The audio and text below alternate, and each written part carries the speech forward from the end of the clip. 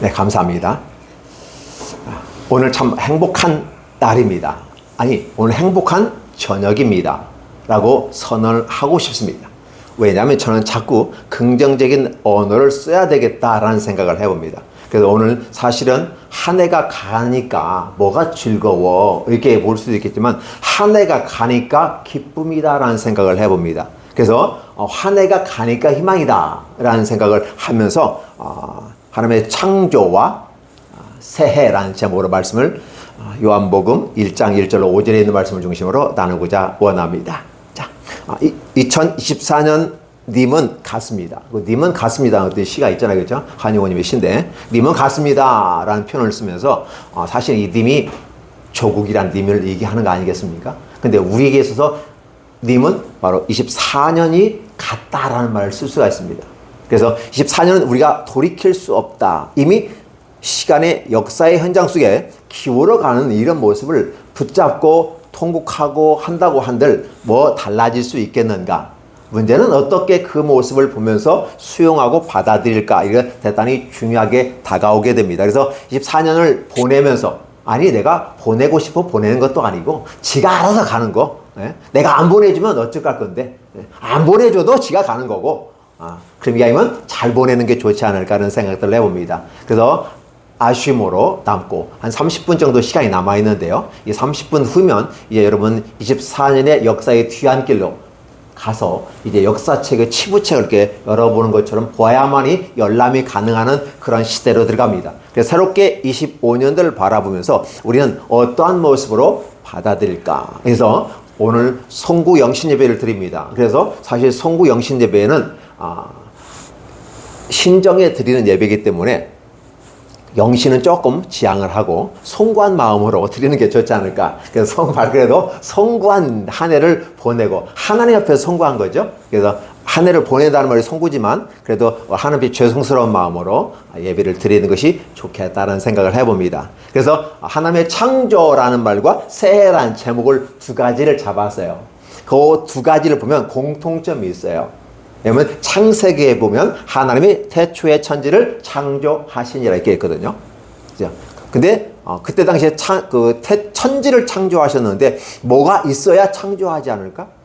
창조라는 단어는 없는 상태에서 만드는 걸 창조이기 때문에 우리 쉽게 이해할 수 있지만 뭘 내가 새로운 제품을 만들어놓고 새로운 걸 런칭했다 이런 말을 쓰게 됐을 때 뭔가 기존의 어떤 걸 중심으로 만들어서 하는 것을 얘기하는데 하나님은 아무것도 없는 땅이 혼돈하고 공허하며 흑암이 깊음에 있었고 하나님의 신은 수면에 운행하시니라. 아무것도 없는 상태예요. 하나님은 시작하셨다라는 것입니다. 그랬을 때 하나님의 힘든 모습은 어떤 모습이었을까? 여러분이 새롭게 25년들을 시작하면서 여러분의 힘듦은 무엇입니까? 알 수 없는 상태, 준비되지 않는 상태, 아직 다가오지 않는 상태, 이것을 새롭게 내가 펼쳐가야 된다고 하는 이 부분 속에서 힘겨움이 다가오지 않을까요? 아마도 하나님께서는 자연 우주 만상을 만들기 위해서 어떻게 만들 것인가 고민했을 겁니다. 그런데 보면 하나님 아무 고민 없이 하신 것 같이 성경을 이 얘기를 하고 있어요. 그냥 빛이 있으라 하며 빛이 있었더니 그치 그 빛이 그래서 빛을 낮추라 하고 어둠을 내서 밤이라 했다. 그 첫째 날이다. 그래서 둘째 날, 셋째 날, 넷, 다섯, 여섯 이게 쭉 지나가면서 하나님은 아무 문제 없이 만든 것 같이 느껴져요. 근데 하나님이 고심하는 흔적이 한 가지 나타나요. 뭐 할 때? 6일째 사람을 만들 때 고민하는 것 같습니다.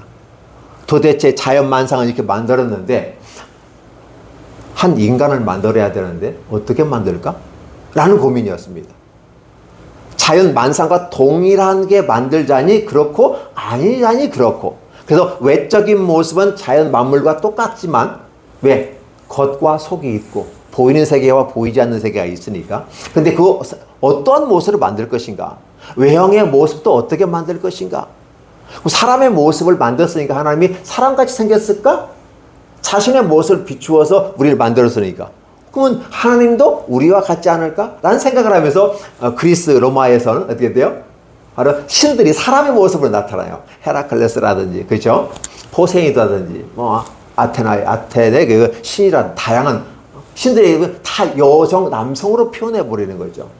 아마 그렇지 않았을까? 왜? 보니까 사람이 제일 멋있어. 성경은 이렇게 표현하죠. 하나님의 모양과 형상을 따라 만들었다. 근데 그 모양과 형상이 뭔지는 잘 모르겠어요. 모양과 형상이니까 언어에 하는 그 모습 가운데 우리에게 좀 내가 고심을 해서 만든 게 인간이야 이렇게 느껴지는 것 같습니다. 왜냐하면 이런 만상의 모습보다는 좀 더 탁월해야 되고 이걸 모든 걸 관리하기 위해서 만든 것이 사람이다. 첫 번째 만들어진 게 더 소중할까요? 나중에 만들어진 게 소중할까요? 첫 번째든 나중에 만든 것도 다 똑같습니다. 그런데 최종적인 부분에서 나중에 만든 것이 더 소중하구나. 왜 그럴까? 이 모든 것을 관리할 수 있고 청지기권을 줄 수 있는 사람은 누굴까? 모든 걸 관리하게끔 만들 사람이 누굴까? 라는 생각을 하나님이 하셨을 거라 생각됩니다.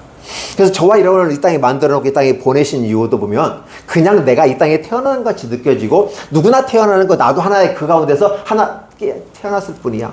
물론 의학적으로는 뭐 몇만 분의 1이 정자가 난자와 만날 수정을 확률을 얘기하고 그래서 오늘 우리는 가치 있는 사람이고 대단한 사람이야 라고 말하지만 막상 살고 보니까 내가 대단한 사람이 아니라는 걸 너무나도 느끼는 거예요.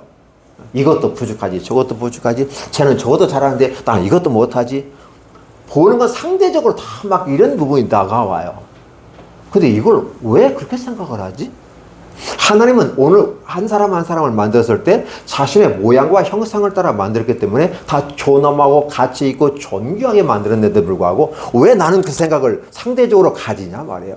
누가 가르쳐주지 않는데 오늘도 자괴감을 가지고 왜 남들은 이렇게 하는데 아파트 사는데 난 아파트에 살 때도 못하고 그죠? 나는 뭐 이렇게 건강하게 잘 사는 것 같은데 왜 나만 그렇게 하고 누구는 돈도 막 그냥 가만히 저절로 잘 버는 것 같은데 나는 죽으라고 하는데도 돈이 안 보이고 또 어디 가면 누구 뭐 사회적으로 막 성공했다는데 나는 드러낼 만한 것도 없고 이렇게 느껴질 때가 우리가 굉장히 많이 특히 한 해를 보내면서 이런 생각이 많이 들어갑니다.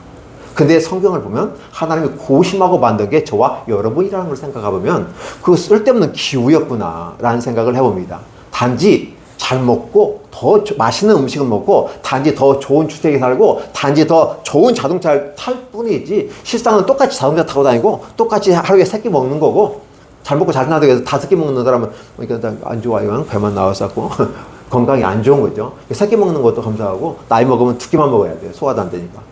적게 먹는 것이 또 장수할 수 있는 거기 때문에 감사한 건데 우리는 사회적인 상대적인 어떤 경쟁 사회 속에서 내가 이것도 못하고 저것도 못하고 해서 굉장히 주눅들어 살고 있는 모습은 아닌가 이런 생각을 해봅니다. 이게 아마도 오염된 심정 속에서 우리는 모습의 결과는 아닌가 생각돼요. 근데 하나님은 저와 여러분을 만드셨을 때 어떻게 만드셨다?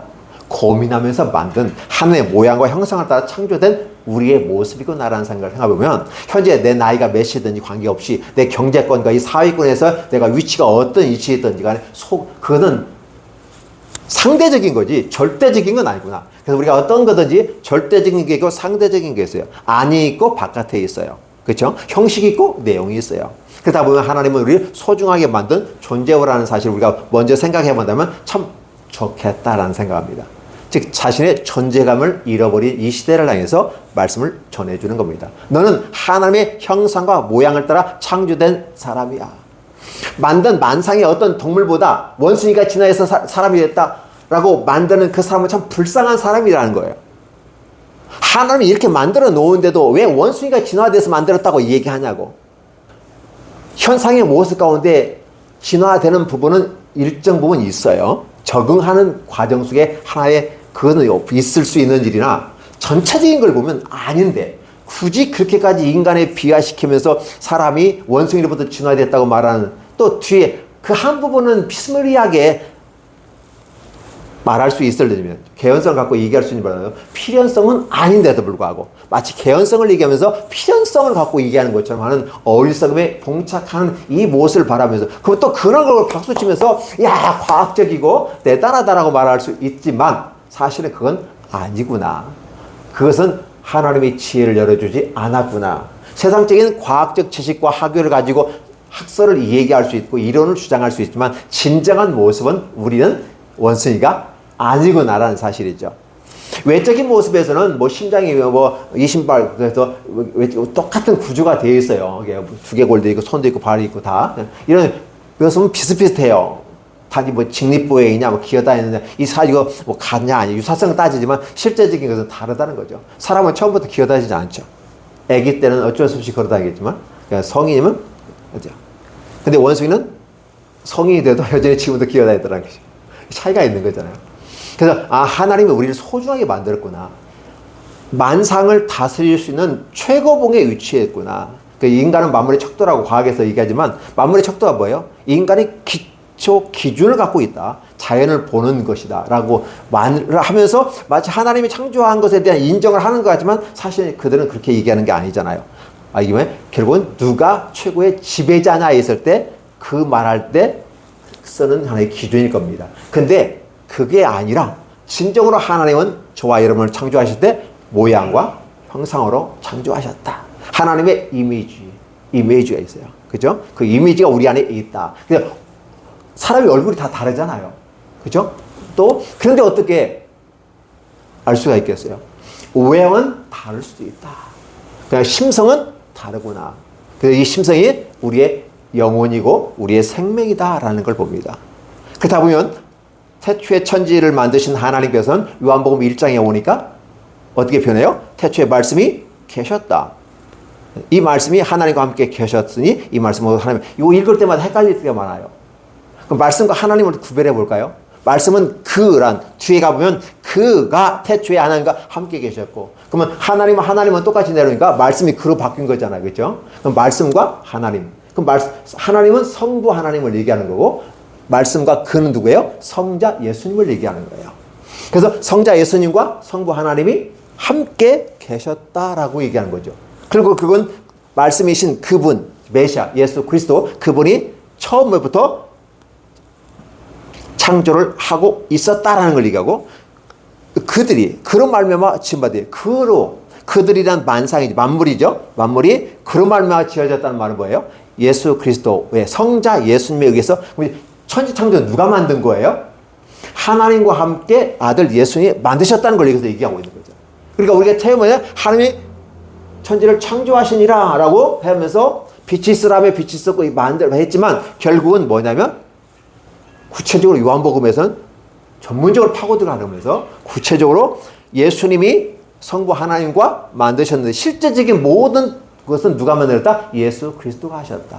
그래서 우리가 성경에 나타나 있는 모든 하나님은 성부 하나님이 아니라 성자 예수님을 중심으로 기록되고 있다라는 생각. 성자 예수님을 중심으로 성부 하나님은 어디 가셨는데? 성부 하나님은 보이지 않는다. 전능하신 하나님으로서 프로그래머, 기획자라고 하고 보이죠, 그죠? 우리가 쉽게 이해하기 위해서 그런 겁니다. 그러면 그 프로그래머이고 기획자인 그분이 만드는 이것을 구체적으로 누가 실행할 것이냐라고 했을 때 아들 예수님이 하셨다라는 걸 기록하고 있는 거죠. 그러면 막 지음받았다. 만상이 지은 것이 하나도 그가 없이는 된 것이 없다라는 거였어요. 멋있잖아요? 자, 그 안에 생명이 있었으니 이 생명은 사람들의 빛이다. 그러면 그 안에는 그는 누구예요? 메시아 예수 그리스도. 그 안에 생명이 있었다. 라이프가 있었다는 것인데 근데 그 생명은 뭐다? 사람들의 빛이다. 그러면 어떻게 되냐? 우리를 창조하고 만드셨던 하나님의 모양과 형상이라고 하는데 그것은 바로 뭐다? 생명이다. 사람들에게만 이 생명을 주셨다. 그 다연 짐승들 있잖아요. 그 어리부터 시작해가지고 포유류에 이르기까지 다 생명이 있는데 이 생명과 이 생명이 같을까요? 생명이 같은 것 같습니다. 그렇죠? 생명이라는 것 자체는. 그런데 문제는 우리의 생명은 천국에 가는 생명이에요. 여러 이 생명들은 있다가 없어지는 생명들이에요. 천국에도 이런 하나님의 만상들이 존재하기는 하는데 하나님의 가장 큰 목적은 사람의 빛으로 오신 것이에요. 사람의 빛으로 오신 분이 우리와 함께 견줄만하게 해주신 분이 예수 그리스도다. 예수님 안에 생명이 있는데 그 생명을 우리에게 주셨다. 그러면 우리의 모양과 형상이라는 결국은 하나님의 모습이 그 생명이 우리 안에 있다라고 하는 부분이 대단히 큰 의미가 있어요. 사람들의 빛이다라는 거예요. 그 빛이 세상을 비춤에 빛이 어둠을 깨닫지 못하더라. 이게 오늘 본문이잖아요. 오늘도 이 시대에 하나님께서 진정한 빛으로 우리에게 오시는데 그 빛으로 오셨을 때 두 가지가 해석이 돼야 돼요. 하나는 태양이 보여줘서 우리가 빛을 보는 한 가지 방법이에요. 우리 육안으로 바라보는 태양. 그래서 오늘 이 휴가를 내 가지고 기차를 타고 비행기 타고 거제도로 가기도 하고 동해안으로 가기도 하고 떠오르는 태양을 내가 제일 먼저 보겠다고 쫓아가서 있습니다. 여러분, 그래서 제가 제일 먼저 떠오르는 태양을 보겠다고 보는데 과연 그 태양이 내가 처음으로 보는 태양일까요? 아니라고 말씀드렸죠. 왜냐면 지구는 둥그니까. 둥그러요, 그죠? 태양은 이렇게 돌 거 아니에요, 그죠? 지구도 돌아간 거죠. 공정과 자전을 하니까. 그러면 우리는 여기서 바라보지만 이쪽에 있는 사람들은 우리보다 먼저 보았을 거라는 거예요.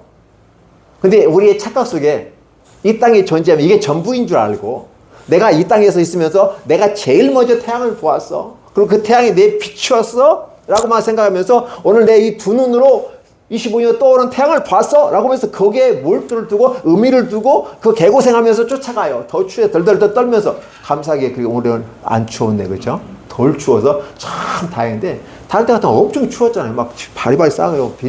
비옷까지 입고 가서 그 떠오르는 태양을 보면서 와, 손을 걷다 빌고 있으니 멋있는 모습이죠. 저도 그렇게 한번 해봤으면 좋겠다 생각합니다. 근데 의미 없는 그곳에 나의 시간과 나의 정력을, 나의 경제를 투입할 수가 없는 거죠. 진정한 의미에서 빛은 어디로 비춰야 됩니까? 우리 두 눈에 태양이 비치는 건 분명한데 그렇게 비치는 것처럼 진짜 생명의 빛이 우리 안에 비쳐야 된다는 사실인 거죠. 많은 사람들이 이걸 간과하고 있어요. 잊어버렸어요? 기억하지 못해요. 없어요. 소위 말해서 우리에게 믿음이 없다는 말이죠. 믿음이 있는 것처럼 말하고 행동하지만 사실 믿음이 없어요. 저는 이 시점에서 늘 생각할 때마다 하나님께 죄송스러운 게 너는 믿음이 있냐? 저한테 질문하면 죄송합니다. 제가 목사지만 제가 믿음이 없는 것 같아요. 여전히 나도 태양을 보면서 의미를 두려고 하고 또 차가려고 하고 있는 모습이 내 안에도 있으니까. 근데 사실은 성경 말씀은 떠오르는 의의 태양이신 예수께서 빛을 우리에게 쏟아주는데 사람들의 빛이라고 했잖아요. 근데 그게 생명이에요. 그럼 결국은 하나님의 빛이 비추는데 어디에 비춰야 될까요? 내 생명에.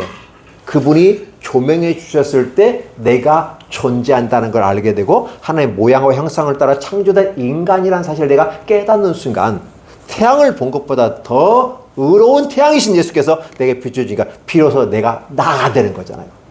내가 저 꽃을 꽃이라고 이름하기 전까지는 저는 내게 꽃으로 다가오지 않았다. 그러나 비로소 내가 저걸 꽃이라고 정병명했을 때 그 꽃은 내게 꽃으로 다가왔다.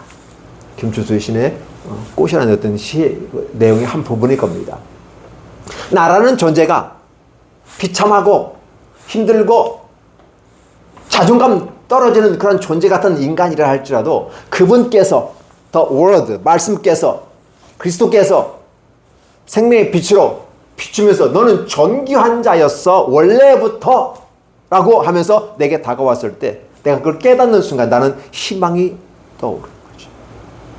근데 빛이 어둠에 비추되 어둠이 깨닫지 못했다라는 이 어둠이라는 단어가 뭐 어떤 걸 상징하냐 단순히 다크니스라고 표현하기지만 영적인 의미에서 이중적 의미를 바라보면 이 어둠의 세상을 얘기하면서 하나님과 관계없는 그래서 하나님과 관계없으니까 보이는 자연 만물로 하나님이 지어주신 그것을 통해서라도 내가 존재감을 찾으려고 하는 이러한 불쌍한 아니면 믿음이 낮은 아니 믿음이 없는 어떤 그런 모습은 아닐까? 진정으로 주님께서 의의 태양이신 주님께서 내게 비춰주시고 내가 너를 처음부터 지을 때는 내 형상과 모양 누구? 하나님의 형상과 모양을 따라 창조된 거룩한 존재이고 멋있고 완전한 존재였다는 사실을 분명하게 얘기해 준다면 내가 또 깨닫고 인지한다면 나는 대단한 사람이구나. 하나님의 아들과 딸이었구나. 왕자의 공주였구나 라고 하는 것이죠. 그죠? 나는 하나님 내 어린아 왕자의 공주라고 애들 노래도 있어요. 그죠? 찬송도 있는데 과연 그 노래 하면서 내가 진짜 왕자 할까? 유치하게 무슨 이 시대가 어느 시대 왕자니 공주님이 이야기해요. 전혀 맞아떨어지지 않는 것 같은 느낌은 그렇게 느껴질 수도 있더라는 거죠. 그럼에도 불구하고 여전히 나는 그렇게 하나님 앞에서 귀한 존재라는 걸 내가 스스로 각인되어지고 내가 인지하고 있고 깨닫고 있고 그런 말하면 그분 하나님과 함께 동행하느냐라는 부분이에요. 아들 예수, 더 워드, 그분 예수 그리스도께서 하나님과 함께 계셨고 동행하셨다. 실제적인 것은 예수 그리스도께서 모든 것 만상을 만드셨는데 하나님이 함께 계셨다. 그게 바로 임마누엘이다. 이런 형상을 우리에게 주신다면 오늘 저와 여러분에게도 주님이 계셨는데 그 안에 빛이 있는데 생명이다. 근데 그것이 우리의 빛이다. 따라서 예수님과 우리는 예수님은 친아들이지만 우리는 양아들이 되는 것이고, 양아들과 친아들의 차이는 친과 양자와의 차이지 실은 아들이랑 공통점이 있는데 여전히 우리는 생명이 있구나 라는 생각을 해본다면 25년도 우리에게 다가올 때 희망은 아닌가. 생명이 있을 때 희망이구나. 아까도 우리가 같이 얘기했지만 어떤 부분이에요? 가진 돈도 없어요. 몸도 안 좋아요. 뭐 사회적으로 성공하지 못한 것 같아요. 뭐 내놓을 만한 것도 없는 것 같아요. 느껴질 우리가 다가와서 내가 도대체 뭐 했지? 사실 따지고 보면 엄청나게 많은데 그런 건 다 기억하지 못하고 내가 원하는 만큼의 어떤 내가 기대하는 만큼의 이루어지지 않은 거에만 집착하면서 하나님 뭐예요? 라고 하면서 인생의 뒤안길을 바라보지 않고 앞에 것만 바라본다면 좀 다시 한번 우리의 생각을 재고해야 하지 않을까 생각을 해보는 것입니다. 자, 우리는 살아있는 것만도 생명이 붙어있는 것만도 희망이다. 왜 그럴까요? 살아있으니까 희망인 거죠. 언급하고 싶지 않지만 제주항공의 무한항공의 잘못된 어떤 상황이 원치 않은 상황이 발생해서 그 많은 사람이 연말에 함께 하늘나라로 갔어요. 예수 믿는 분들은 천국에 갔으니까 그나마 위로가 되지만 예수 믿어야 할 기회가 남아있는 그들, 예수 믿어야 될 사람들은 못 믿고 간 사람들은 사실은 좀 안타깝습니다. 천국에 갈 확률이 없잖아요. 안 믿었기 때문에. 그게 제일 안타까운 거죠. 예수 믿으면 언제 한 번은 죽는 거니까 가겠거니 하고 위로가 될 수도 있어요. 어차피 하나님에 갔으니까. 물론 제때 정상적인 부분에 살다 가는 것은 희망이지만 부득이해서 갔을 때도 어쨌든 하나님께서 불러주셨으니까 갔다라고 자의적 해석을 할 수도 있겠지만 그러나 예수님 믿지 않고 가는 사람들은 어쩌더란 말일까? 자신의 뭐 잘난 맛에 살고 돈 맛에 살고 있고 그 쾌락 맛에 살고 있고 이래서 사는 사람들 내 안에 진짜 빛이 비추지 않는 그 모습 가운데 그러니까 외롭고 힘드니까 보다 나은 삶을 위해서 좋은 문화 체험과 활동하기 위해서 내 삶을 보다 그 work and life 그죠? 여기 써 있는 대로 워라벨의 어떤 삶을 살기 위해서 자신의 그렇게 해서 행복함을 추구하려고 했는데 결국은 그렇지 못한 저들의 모습은 뭘로 얘기해야 될까? 각자의 인생이니까 각자가 책임지는 거야. 그러니까 뭐 어쩔 수 있겠어라고 치부해버리고 갈 수밖에 없겠지만 그럼에도 불구하고 제3자의 그리스도의 입장에서 하나님의 형상과 모양을 따라 창조된 사람으로서 하나님 앞에 서서 하나님과 행복해하고 내 안에 생명이 있어서 나의 존재감을 더 확실하게 하나님에서 빛으로 비추신 그분과 함께 행복하게 걷고 있는 모습이 우리는 그려지는 것이죠. 그걸 또 기대해보는 겁니다. 그래서 주님께서 태초에 천지를 창조하실 때 성부 하나님과 예수님이 함께 파트너십을 가지고 가면서 동행하면서 이런 걸 만들었다고 우리가 생각해 본다면 하나님은 오늘 또 성령님을 통해서 우리와 함께 계시면서 우리와 더불어 새로운 세계를 만들어가며 25년도를 주었다 이게요. 왜냐하면 24년도에도 죽을 수도 있었는데 현재 살려주셨잖아요. 그리고 25년 살 수 있는 지금 이제 몇 분이면 5분 상관이면 이제 25년도가 넘어가 버립니다. 자, 그런 25년을 볼 수 있고 지금 이 순간에 예배를 드릴 수 있다고 하는 이 자체도 굉장히 큰 복이구나. 이 자체가 희망이구나 라는 생각을 한번 해볼 수 있는 것이죠. 그래서 살아있는 것 자체가 희망이다. 우리가 밥을 같이 먹을 수 있고 비싼 거 아니어도 값싼 분식점에 가서 밥 한 끼를 내가 때우더라도 내가 먹을 수 있다고 하는 이 자체가 복이구나. 먹을 수가 있어서 참 좋다. 그 이순신 장군이 그 명랑해전인가요, 이게? 그래서 전쟁을 딱 끝마무리하고 누가 이게 뭐라고 이게 그때 우리 잘 먹지도 않는 건데 요걸 갖고 와서 한 조각 띄워줍니다. 그랬더니 그걸 받아 먹으면서 먹을 수 있어서 좋구나. 전쟁에 그 피비린내 나고 대파 다 승리하고 난 다음에 앉아가지고 왔을 때 그걸 어디서 갖고 왔는지 모르지만 장군님 이거 드십시오. 그래서 한 조각을 이렇게 줘요. 그런데 그 한 조각을 먹으면서 먹을 수 있어서 좋구나. 그 대사가 안 잊혀져, 저 같은 경우는. 물론 그 명량에서 돌아가시지 않고 노량에서 돌아가시지만 그 하나, 이거 별거 아니에요. 초란인가 있거든요. 요거 하나 보고 먹을 수 있어서 좋구나. 이 한마디 하는 게 내가 지금 살아있구나 라는, 오늘도 난 살아있구나. 나에게 살아있다는 건 희망이구나. 조선의 희망이 있겠구나. 신에게는 12척의 백이 아직 있나이다 라고 하면 희망을 논하는 이 이순신 장군의 그 멋진 모습이 오늘 우리에게도 기대가 되는 거 아닌가. 그래서 24년도까지 우리가 어떤 모습을 살고 어떤 모습을 결과를 가져왔든 간에 그것은 이미 지나가는 하나의 님은 같습니다 끝나버리지만 새로운 님과 함께 더불어 어떻게 우리가 새로운 모습으로 만들어갈 것인가 라는 부분이 저와 여러분에게 한번 다가왔으면 좋겠습니다. 그래서 오늘 새해든 이 새해라는 개념을 어떻게 볼까요? 창조라는 것도 새해거든요. 근데 거기는 없는 상태에서 새해가 됐습니다. 근데 우리가 말하는 새해라는 개념은 작년 해의 반대말로 새해가 되잖아요. 우리에게는 어떻게 돼요? 있잖아요. 작년이라고 하는 잘 됐든 못 됐든 결과가 있든 없든 간에 작년이라는 기초가 되어지고 예비된 어떤 뭐가 있어요. 그러면 그것의 기초에서 새해를 만들어가는 것 때문에 희망이 되지 않을까요? 그렇죠? 다른 사람과 비교하면서 상대성 속에서 우리가 바라볼 때는 난 저보다 뭐가 부족하고 저보다 뭐가 없고 저보다 뭐가 항상 그게 비교의식 속에서 살아가고 마귀는 그것을 우리에게 다가와서 너 없잖아 네가 뭐 별로 존재야 하나님이 항상 웃기는 소리야 너 아무것도 없잖아 쟤하고 비교해봐 이게 해서 우리를 공격해야 될 때 우리가 속아 넘어가서는 안 되겠구나. 비록 내 환경이 작년이라는 수준이 그렇게 초라한다 할지라도 그 초라한 모습도 여전히 내가 존재하고 있고 그걸 기초해서 25년도를 살 수 있다고 하는 이것 자체가 희망이구나. 내가 살아있는 것 자체가 희망이고 그렇죠? 다시 돈도 모을 수 있고 건강도 회복할 수도 있고 좋은 관계가 회복될 수 있고 이 사회적 관계도 내가 성장할 수도 있겠구나. 그리고 내가 중요한 것은 함께 주님께서 내 옆에서 움직였는데 주께서 오른쪽에서 가고 왼쪽에서 오나 내가 몰랐다라고 하는 욥의 고백을 여러분 기억하시죠? 우리 욥기 읽었으니까. 처음에는 그 욥도 몰랐어요. 그런데 나중에 욥이 그래요. 주께서 이렇게 움직이시는데 내가 몰랐구나. 그러나 이제야 비로소 주께서 내 우편에서 좌편에서 움직이는 걸 내가 보았다라는 욥의 그 고백을 바라보면 우리가 못 보아서 그렇지 우리 하나님 여전히 동일하게 파트너십으로 가고 있구나. 아들 예수님에게도 그가 뭐가 부족할까요? 부족하지 않는 거예요. 그럼에도 불구하고 성부 하나님이 동행하셨다, 임마누엘 하셨다라고 본다면 오늘 저와 여러분에게 25년에 동행하시는 모습은 아니겠는가? 송구한 마음을 가지고 송구의 예배를 드리지만 우리 여기서 희망을 한번 바라보는 거 아니겠는가 생각을 해보는 것이죠. 어떠세요, 여러분? 25년도 희망이 보입니까? 다가와야 아직 지금 몇 분 남았어요. 24사인도 안 갔는데 뭐 25년도 뭐 맞이한 다음에 뭐 꿈도 꾸어볼 수 있고 아이들과 함께 이 얘기한 적이 있습니다. 그랬더니 모르겠어요. 25년도 모르겠어요.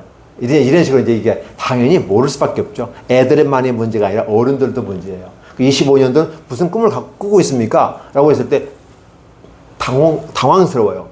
왜 생각해보지도 않았고 뭐 그 기대한 것도 없고 그냥 오면 오고 그럼 가서 살다 보면 가는 거야. 인생 뭐 있어? 그냥 가는 거야. 이렇게 얘기하시는 분들이 참 많아요. 인생 뭐 있는 게 아니에요. 뭐가 있어? 라고 해서 없다라는 말을 하는 것처럼 얘기하지만 인생은 뭐가 있죠.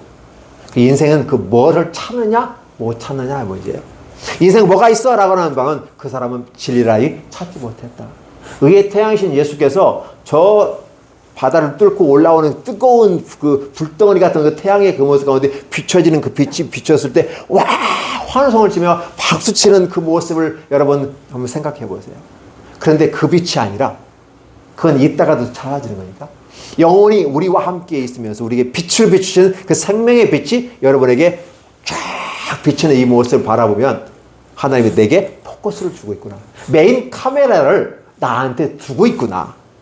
그럼 나의 메인 카메라, 보조 카메라가 아니라 메인 카메라가 나를 찍고 있고 나를 쫓아다니고 있구나. 나의 관심이 있구나. 라고 생각해 본다면 희망이 있지 않을까?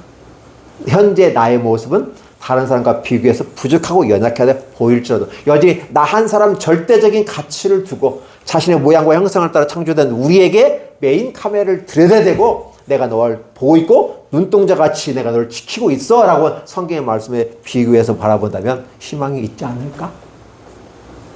그 희망을 가지고 안 가지고는 여러분의 몫입니다. 인생 뭐 있어? 인생을 뭐 있냐? 그 무엇을 찾아낸 사람은 행복한 사람이고 그 저와 여러분님이 그 행복을 찾았잖아요. 문제는 그 행복이 지속성을 가지고 파트너십을 가지고 임마누엘로서 쭉 같이 가느냐 아니면 찾긴 찾았는데 버리고 가는 길가밭, 돌짝밭, 가시덤불밭 같은 모습 가운데 아무 열매 맺지 못하는 그런 모습이 아니라 옥토와 같은 그 밭에 30배, 60배, 100배가 맺어지는 놀라운 축복이 있지 않겠는가? 희망을 가져보는 것이죠. 그렇죠? 그리고 인생이라고 하는 것은 어떤 양로로 해결되는 게 아니라 양이 있으면 질이 있어요. 인생에도 질이 있더라는 거죠. 그렇죠? 네. 질이 있어요. 질에 그래서 이제 연세 드신 분들, 나이 먹은 사람들은 돈 좀 있잖아요. 한 끼 먹는 것도 좀 옛날에는 많이 먹는 게 행복이라고 생각했어요. 근데 지금 많이 먹으면 소화도 안 되니까 조금만 먹더라도 고급스럽게 좀 우아하게 멋있게 럭셔리 하면서 별소리 다 하면서 굉장히 막 공주님처럼 먹고 싶고 왕자님처럼 먹고 싶고 막 그래요. 그죠? 삶의 질이 있잖아요. 오늘 우리의 삶의 질은 세상 사람과 떠오르는 태양을 향해서 쫓아가는 저들의 모습과는 전혀 다른 모습으로 의의 태양이신 예수께서 떠오르실 때 우리에게 비춰주시는 그걸 바라보고 하는 우리의 삶의 질은 때로 예수님 믿고 가는 것이 당장은 고통스러울 수 있습니다. 좀 힘겨울 수 있어요. 그러나 우리가 이런 말이 있죠. 빨리 가려면 혼자 가면 된다. 그렇죠? 빨리 가려면. 근데 멀리 가려면 어떻게 한다? 같이 가야 된다.